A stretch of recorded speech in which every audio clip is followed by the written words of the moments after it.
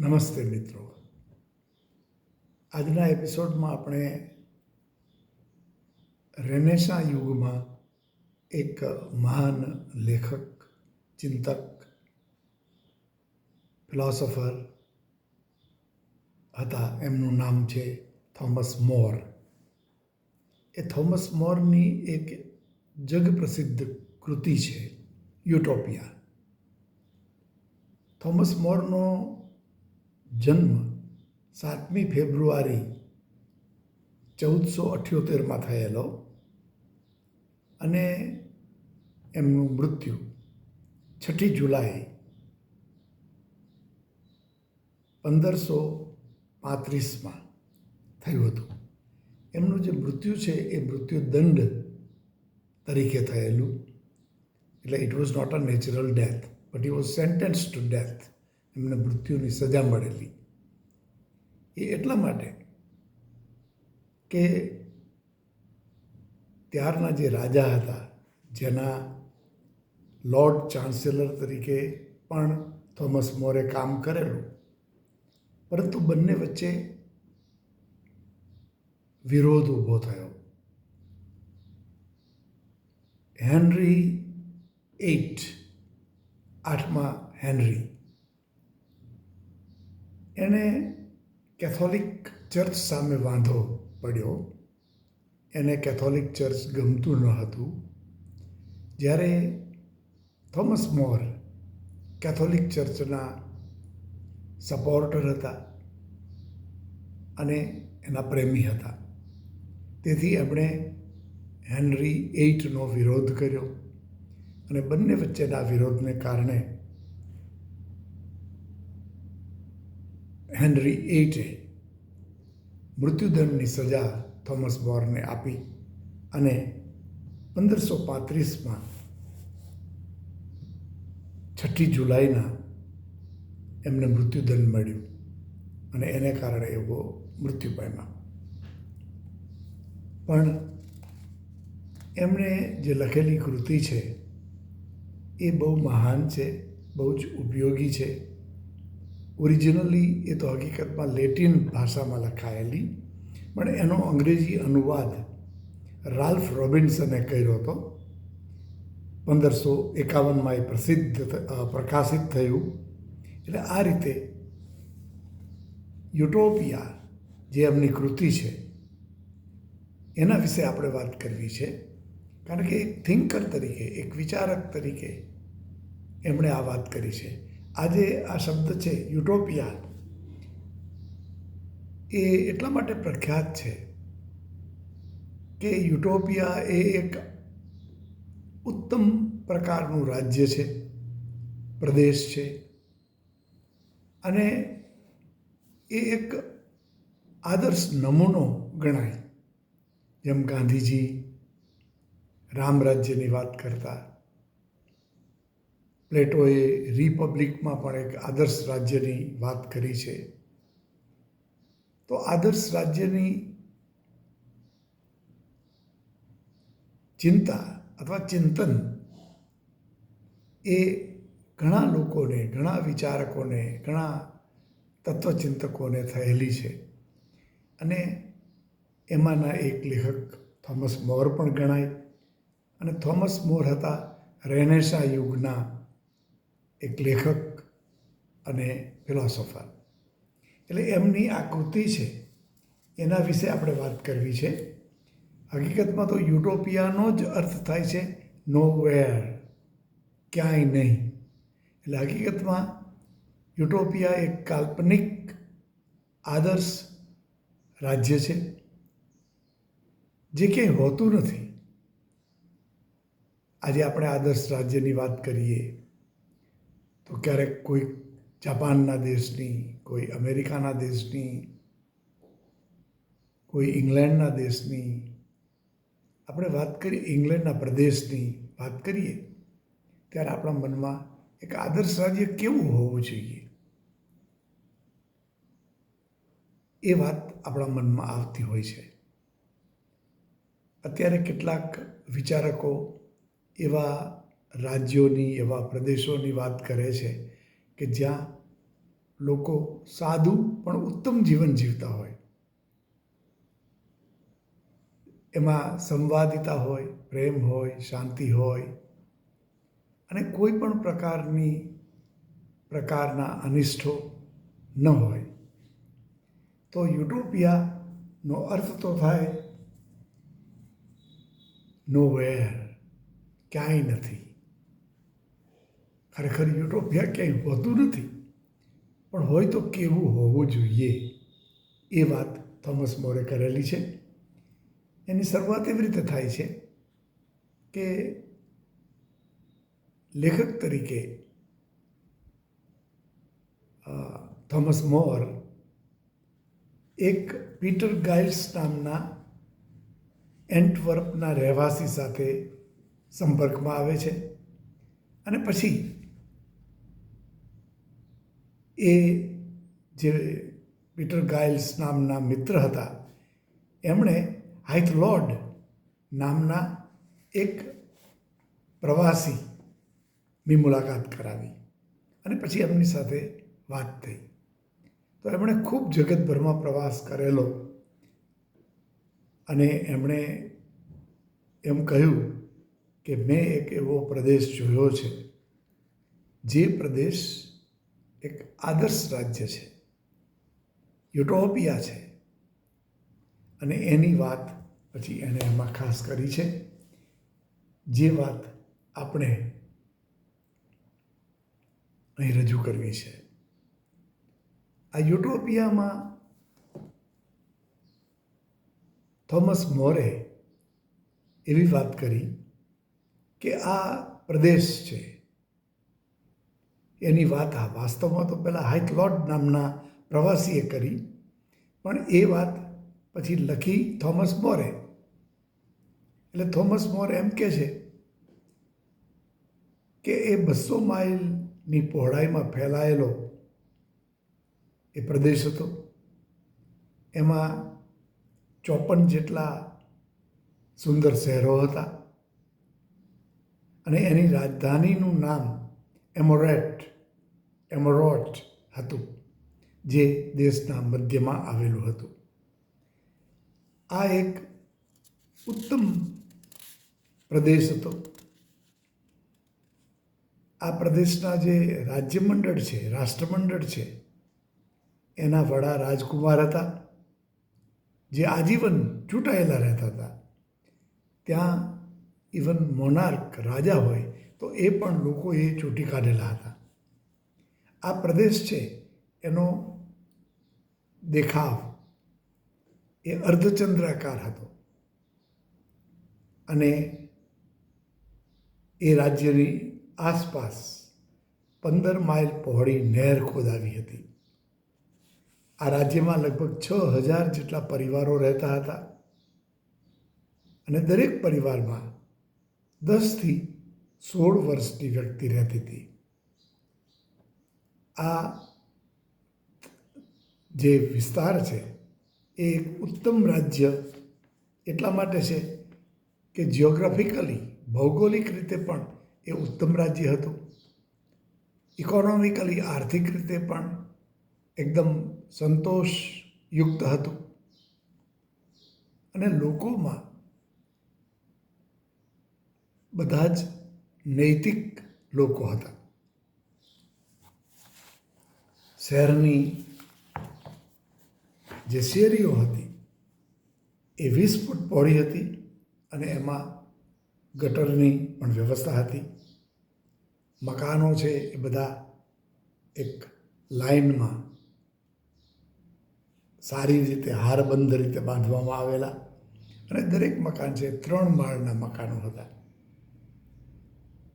અને મકાનના બારણાઓને લોકો બંધ ન કરતા. બંધ ન કરવું એટલે કે કોઈ પણ પ્રકારનો ડર નહોતો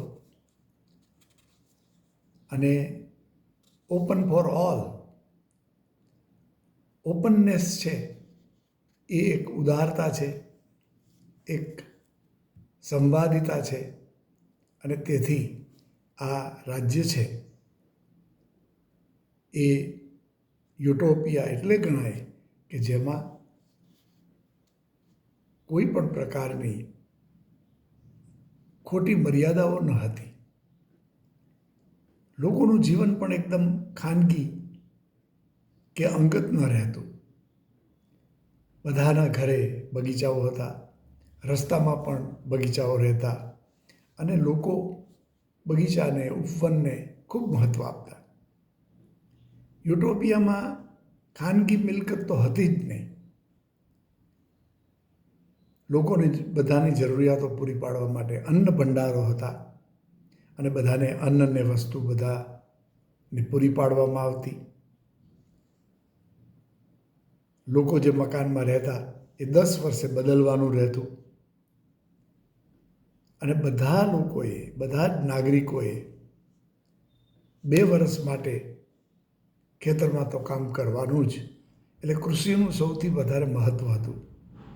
આ ઉપરાંતમાં સુથારી કામ, વણતર, ધાતુને લગતું કામ, કડિયાનું કામ, એવા કૌશલ્યો પણ ફરજિયાત રીતે બધાએ શીખવા પડતા. યુટોપિયાના લોકો છે એ સાદા વસ્ત્રો પહેરતા. આ વસ્ત્રો ચામડાના જ બનતા, તેથી લાંબા સમય સુધી ટકતા. લોકો રોજ 6 કલાક કામ કરતા, 3 કલાક સવારે અને 3 કલાક બપોરે. અને લોકો 8 વાગે તો આરામ કરતા, સૂઈ જતા અને 8 કલાકની નિદ્રા માણતા. લોકો પાસે વપરાશનો સમય હતો, નવરાશનો સમય હતો, પરંતુ એનો બગાડ ન કરતા. કામમાં હોય કે આરામમાં હોય, પણ લોકો હંમેશા સમયનો કોઈ ખોટો બગાડ ન કરતા. એ લોકો વાતો કરે ત્યારે પણ શૈક્ષણિક પ્રવચનો યોજાતા, લોકો હાજરી આપતા, સંગીત અને કલાને પણ મહત્ત્વ આપતા. પણ કેટલીક જે અનિષ્ટ પ્રવૃત્તિઓ હોય, ખરાબ પ્રવૃત્તિઓ હોય, જેમ કે જુગાર, શિકાર, વ્યસન, એ બધા પર પ્રતિબંધ હતો. આજના યુગમાં આપણે વર્કાહોલિક એટલે ખૂબ મહેનત કરનારા બની જઈએ છીએ. કેટલાય લોકો 16 થી 18 કલાક કામ કરે છે. પણ યુટોપિયામાં એમ માનવામાં આવતું હતું કે એટલો બધો પરિશ્રમ કરવો યોગ્ય નથી. માણસને આરામ પણ મળવો જોઈએ અને શાંતિ મળવી જોઈએ. ભલે લોકો કોઈ વાંચે, વિચારે, સંગીત માણે, પણ માત્ર મહેનત કરીને કમાવવું એ યોગ્ય નથી. યુટોપિયામાં બધાએ કામ કરવું પડતું, પણ જેમ ગરીબોએ જ કામ કરવું પડે અને ધનિકો માત્ર એમને પોતાને ત્યાં કામ માટે રાખે, એવી વાત પણ યુટોપિયામાં પ્રતિબંધ હતી, નહીં કરવાની. ત્યાં સાધુ, સંતો, ભિખારીઓ કે છેતરતા એવા પાદરીઓ પણ એવા સમાજમાં જોવા મળતા નહીં. નો બેગિંગ, કોઈ બેગર્સ, ભિખારી નહોતા. કોઈને બીજાને છેતરતા એવા પ્રિસ્ટ, પુરોહિતો કે ધર્મના એજન્ટ્સ નહોતા. એટલે આ રીતે એ સમાજ પણ ખૂબ આરામ ભરેલો, જરૂરિયાત પ્રમાણે કામ કરતો, કલામાં, સંગીતમાં, સાહિત્યમાં, શિક્ષણમાં રસ લેતો એવો સમાજ હતો. એટલે આમ ગણીએ તો લોકો મનની મુક્તિ માણતા અને સમાજને નુકસાન પહોંચે એવી કોઈ પણ વાત ત્યાં નહોતી. યુટોપિયાના લોકો એક કોમ્યુનિટી ડાઇનિંગ હોલ હતો. એમાં વૃદ્ધ લોકો જમવા આવતા અને વડીલોની સેવા કરવા માટે યુવાનો સક્રિય બનતા. ત્યાં નિઃશુલ્ક કહી શકાય એવી હોસ્પિટલો પણ બાંધવામાં આવેલી અને એમાં સારવાર મેળવવા માટે કોઈ એક પણ પૈસો ખર્ચવો પડતો નહીં. આ વાતને આપણે આજના યુગમાં જોઈએ તો સાવરકુંડલા જેવા નગરમાં એક નિઃશુલ્ક હોસ્પિટલ જે શ્રી લલુભાઈના નામને લલુભાઈ શેઠ જે એક આદર્શ ગાંધીવાદી હતા એમના યાદમાં એમની સ્મૃતિમાં એમના નામે આ એક અદ્ભુત સંસ્થા ચાલે છે.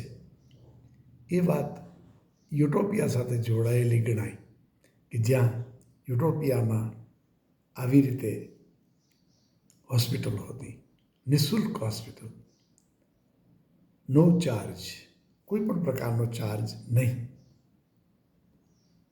એક બીજી વાત કે કોઈ અસાધ્ય રોગથી પીડાતો હોય તો એનું ઈચ્છાથી એનું મૃત્યુ થાય તો એને પરવાનગી આપવામાં આવતી, પણ આત્મહત્યા એ ગુનો ગણાતો. પણ અસાધ્ય રોગથી પીડાતા અને ખૂબ પીડા અનુભવતા માણસ એમ કે મને પરવાનગી આપો, આઈ વોન્ટ ટુ ડાય, તો એને પરવાનગી આપવામાં આવતી. આ વિશેનો વિચાર છે એ ઘણો ચર્ચિત થયો છે અને છતાંય એમ ઘણા લોકો કહે છે કે આ પ્રકારની પરવાનગી મળવી આવશ્યક છે. કારણ કે કોઈ વ્યક્તિ એવા અસાધ્ય રોગથી પીડાતી હોય અને પીડા પણ એવી હોય કે જે સહન કરવી એ મૃત્યુ કરતાં પણ વધારે ભયંકર હોય, એટલે એની છૂટ આપવામાં આવતી, પણ આત્મહત્યા છે એને ગુનો ગણવામાં આવતો. યુટોપિયામાં કોઈ પણ વ્યક્તિ કોઈ ગુનો કરે તો એને મૃત્યુદંડ નહોતો થતો, પણ એને ગુલામ બનાવવામાં આવતો હતો. અને ગુલામ બનાવવાનો અર્થ એ થયો કે એણે કામ કરવું પડે ગુલામ તરીકે અને આ રીતે એને સજા ભોગવવી પડે, પણ એને મારી નાખવામાં નહોતો આવતો, મૃત્યુની સજા નહોતી. કોઈ પણ વ્યક્તિ વ્યભિચાર કરે તો એ ગુનો ગણાતો.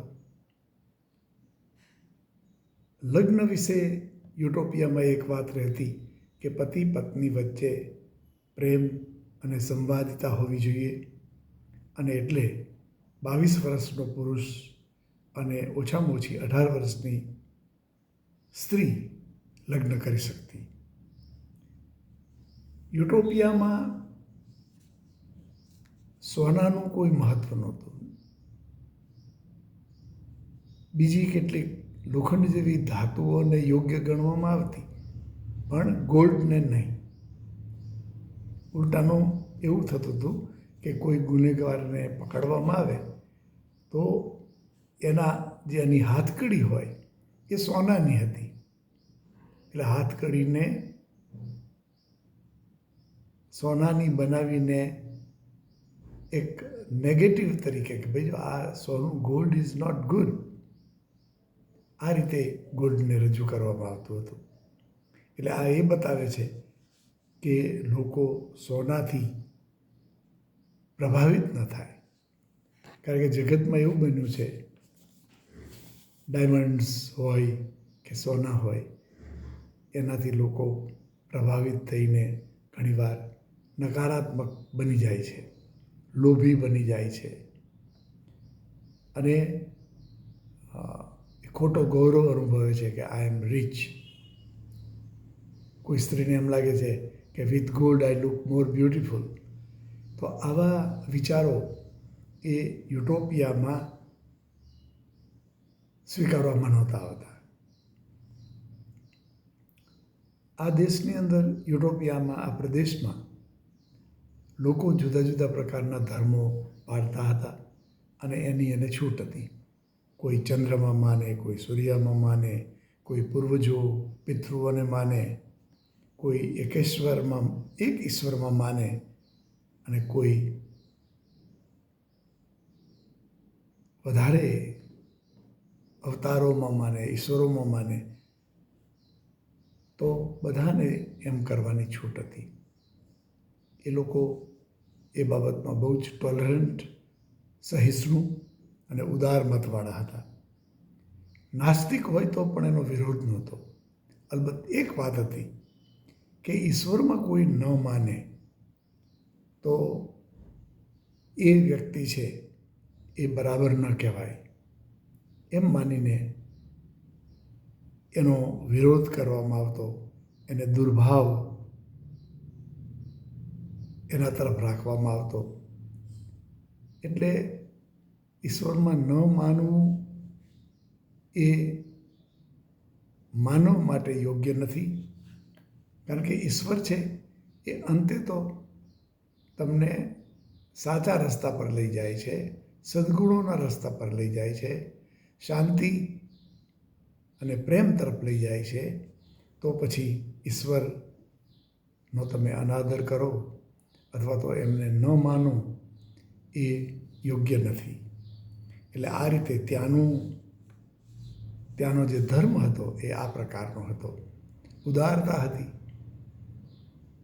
પણ ઈશ્વરમાં અને સદ્ગુણોમાં માનવાનું આવશ્યક ગણાતું હતું. યુટોપિયામાં સ્ત્રી અને પુરુષ એકબીજા સાથે વફાદાર હોય એવો આગ્રહ રાખવામાં આવતો હતો. સ્ત્રીઓ મોટાભાગે ઘરકામ કરતા, પણ એમના તરફ આદર રાખવામાં આવતો હતો. વિધવા સ્ત્રીઓ છે એને તો ઘણીવાર માન આપીને પાદરી બનાવવામાં આવતી હતી, એટલે કે ધર્મમાં પ્રિસ્ટ અથવા તો નન આપણે જેને કહીએ એમ બનાવી દેવામાં આવતા હતા. એટલે કોઈ વિધવા હોય તો પણ એને ધાર્મિક સન્માન મળતું હતું. એટલે યુટોપિયામાં આવી સ્વતંત્રતા હતી. લોકો સારી રીતે જીવે, સદ્ગુણોને ફોલો કરે, એના પર ખાસ ભાર આપવામાં આવતો હતો. યુટોપિયામાં કાયદાઓ ઓછામાં ઓછા હતા. એમ કહેવાય છે કે જે દેશમાં, જે પ્રદેશમાં મિનિમમ લોઝ હોય એ ઉત્તમ રાજ્ય ગણાય. That is the best state or government where the laws are minimum, least laws. કાયદાઓ ઓછામાં ઓછા હોય, કારણ કે વધારે કાયદાઓની જરૂર ત્યારે પડે છે કે વધારે અનિષ્ટો હોય, વધારે વાતાવરણ બરાબર ન હોય, ગુનેગારોથી ભરેલું હોય તો વધારે કાયદાની જરૂર પડે છે. પણ અહીં કાયદાઓ મિનિમમ હતા. આ પ્રદેશમાં વિદ્વાનો, શિક્ષકો અને વૈદોને સન્માન મળતું. એ લોકો માનતા કે વિદ્વાનોની જરૂર છે, શિક્ષકોની જરૂર છે. વૈદો જે લોકોના આરોગ્ય માટે, એમને નિરામય રાખવા માટે જે પ્રયત્ન કરે છે એ યોગ્ય છે અને એમને ખાસ માન આપવામાં આવતું. યુટોપિયામાં ખાનગી મિલકત તો હતી નહીં, એટલે આર્થિક દ્રષ્ટિએ કોઈ ભેદભાવ નહોતા. બધાને સમાન તકો હતી અને સમાન સગવડો હતી. એટલે આમ ગણીએ તો કાર્લ માર્ક્સે અને એન્જલ્સે એક કમ્યુનિટી મેનિફેસ્ટો લખેલું છે, રજૂ કરેલું છે, જેમાં સામ્યવાદ અને સમાજવાદની વાત છે. આમ ગણીએ તો પ્લેટોના જે રિપબ્લિકની વાત છે એ એની અંદર પ્રભાવિત થાય છે. એમાં પ્રતિબિંબિત થાય છે. તો એનો અર્થ એ થયો કે યુટોપિયામાં ઇક્વાલિટી હોવી જોઈએ, એની અંદર ક્લાસીસ વર્ગો ન હોવા જોઈએ, સમાનતા હોવી જોઈએ. All people are equal. There are no classes as rich and poor, haves and have nots. એવું નહીં હોવું જોઈએ. કાર્લ માર્ક્સના સમયમાં એવું કહેવામાં હતું કે જેની પાસે ધન હોય, મિલકત હોય, એ હેવ્સ છે, અને જેની પાસે એવું ન હોય એ હેવ નોટ્સ છે. અને એટલા માટે તો પછી કેપિટલિસ્ટ મૂડીવાદીઓની વાત આવેલી, અને કાર્લ માર્ક્સે તો એમ કહ્યું કે હે વર્કર્સ, બધા કામદારો, તમે બધા ભેગા થાઓ, એકત્રિત બનો અને તમારી જંજીરો તોડી નાખો, મુક્ત બનો. તો આ વાત કાર્લ માર્ક્સે કરેલી. પણ જો લોકોમાં આ સમાનતા હોય તો વાસ્તવમાં કોમ્યુનિઝમ હોય કે ન હોય, પણ આદર્શ રાજ્યની અંદર સમાનતા હોય. આર્થિક સમાનતા હોવી પણ બહુ જ અગત્યની છે, કારણ કે ગરીબી એ એક પ્રકારનો એવો રોગ છે, એવી તકલીફ છે કે કેટલાય લોકો એનાથી ખૂબ પીડાય છે. અને આ રીતે પીડાવવું એ આવા યુટોપિયા જેવા રાજ્યમાં યોગ્ય ગણાય નહીં, અથવા તો કોઈ પણ રાજ્યની અંદર આ બરાબર ન ગણાય. એમાં તો ઇક્વાલિટી ઇઝ ઇમ્પોર્ટન્ટ. આ વાત વર્ષો પછી કાર્લ માર્ક્સે કરી, પણ એ પહેલાં રિપબ્લિકમાં પણ વાત થયેલી. આ થોમસ મોરે પણ યુટોપિયામાં વાત કરેલી છે. અને આ વાતનો સ્વીકાર આજે પણ બધા ચિંતકો, બધા વિચારકો, બધા ફિલોસોફરો કરતા જ રહે છે. યુટોપિયાની જે રાજ્ય વ્યવસ્થા હતી એ હતી ડેમોક્રેટિક, લોકશાહીવાળી, અને એની અંદર પારદર્શકતા હતી, અને એમાં કોઈ વર્ગભેદ નહોતો, પણ ખેતીનું કામ કરવું ફરજિયાત હતું. એટલે એનો અર્થ થયો કે agriculture is the most important thing. એના આધારે કોઈ પણ પ્રદેશ ચાલતો હોય છે, જીવતો હોય છે, અને એના પર મહત્ત્વ આપવું બહુ જરૂરી છે. બધાએ શ્રમ કરવું એ પણ આવશ્યક છે. શિક્ષણ પ્રાપ્તિ મેળવવી એ અગત્યની છે. એમ યુટોપિયામાં પણ એનો સ્વીકાર હતો. અને શિક્ષણ પદ્ધતિ પણ તર્કબદ્ધ હતી. એટલે બાળકો છે એ આદર્શ નાગરિકો બને તેના માટે એને નીતિનું શિક્ષણ, નૈતિકતાનું શિક્ષણ, એથિક્સ અને મોરાલિટીનું શિક્ષણ આપવામાં આવતું હતું. તેથી ત્યાંના બાળકો નૈતિક અને સાંસ્કૃતિક બનતા. ગુલામી છે એ કોઈ જ્ઞાતિ આધારિત ન હતી યુટોપિયામાં, પણ માત્ર ગુનેગાર હોય તો એને સજા રૂપે ગુલામ બનાવવામાં આવતા હતા, બાકી કોઈ ગુલામ નહીં.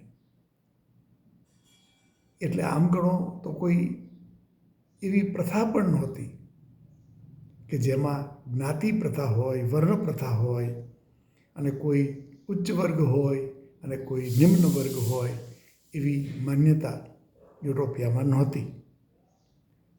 એટલે આ એક એવું રાજ્ય હતું જેને આપણે સ્વપ્નભૂમિ કહી શકીએ. આપણે ભારતીય રીતે કહીએ તો રામ રાજ્ય આને કહી શકાય, પણ યુટોપિયાનો ખરો અર્થ તો નોવેર, ક્યાંય નહીં. એટલે વાસ્તવમાં તો આ એક એવી કલ્પના છે કે જે વિશ્વમાં ક્યાંય જોવા મળતી નથી. આવું રાજ્ય જોવા મળતું નથી કે જ્યાં બધું જ ઉત્તમ હોય, આદર્શ હોય, પ્રેમ ભરેલું હોય અને તેથી ભલે એવું ન હોય પણ બધાના મનની અંદર આવું આદર્શ રાજ્ય એક સ્વપ્ન તરીકે રહેતું હોય છે. એટલે કેટલાય વિચારકોની અસર છે એ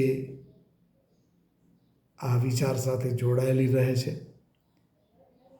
ફ્રાન્સિસ બેકન છે, એણે ન્યૂ એટલાન્ટિસ નામનું જે પુસ્તક લખેલું એમાં આ થોમસ મોરના જે વિચારો છે એની અસર દેખાય છે.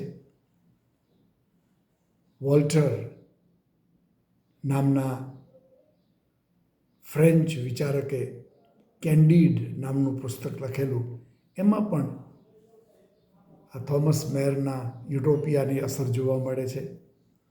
એટલે આમ કહીએ તો યુટોપિયાની અસર છે એ સમાજવાદ, સામ્યવાદ, ઉત્તમ ડેમોક્રેસીમાં જોવા મળે છે. એટલે આ વિચાર છે આજે પણ એટલો જ અગત્યનો છે. આમ ગણીએ તો થોમસ મોરના આ ગ્રંથને લગભગ 500 વર્ષ પૂરા થઈ ગયા, પણ આ વિચારો છે એ અત્યારે પણ એટલા જ તર્કબદ્ધ છે, એટલા જ યથાર્થ છે, એટલા જ રિલેવન્ટ છે અને એનો અમલ દુનિયાભરના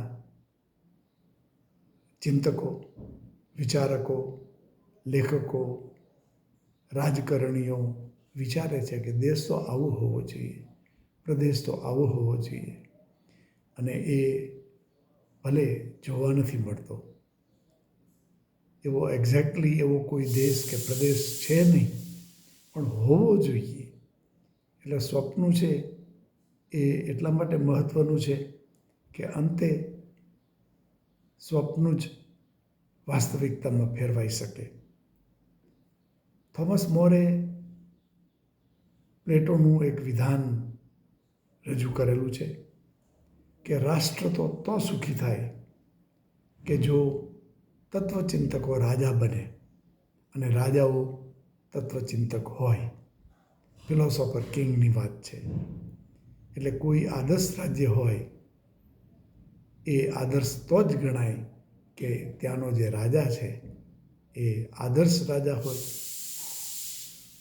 સદ્ગુણ ભરેલો હોય, શાંતિ અને પ્રેમ, કરુણાનો આગ્રહી હોય અને એ રીતે જીવતો હોય, એ આધ્યાત્મિક હોય, માનવ પ્રેમી હોય અને સૌથી મોટી વાત તો એ છે કે એ અહંકાર અને અન્ય કેટલાય અનિષ્ટોથી દૂર રહી અને એકદમ આઈડિયલ, એક સ્પિરિચ્યુઅલ એવી વ્યક્તિ તરીકે જીવતો હોય. તો આ છે યુટોપિયાની વાત. આજે પણ કોઈ આવું લખાય છે ત્યારે એને યુટોપિયા કહેવાય છે અને આનાથી જે નેગેટિવ વાત આવે, ખરાબ રાજ્યની વાત આવે તો એને ડિસ્ટોપિયા કહેવાય છે. એટલે અંગ્રેજીમાં પછી આવા 2 શબ્દો બની ગયા છે, યુટોપિયા, UTOPIA, યુટોપિયા, અને ડિસ્ટોપિયા, DYSTOPIA. તો આપણે આ વિચારને ખાસ સમજવો જોઈએ. તો આપનો સૌનો ખૂબ ખૂબ આભાર. Thank you very much. Thanks a lot.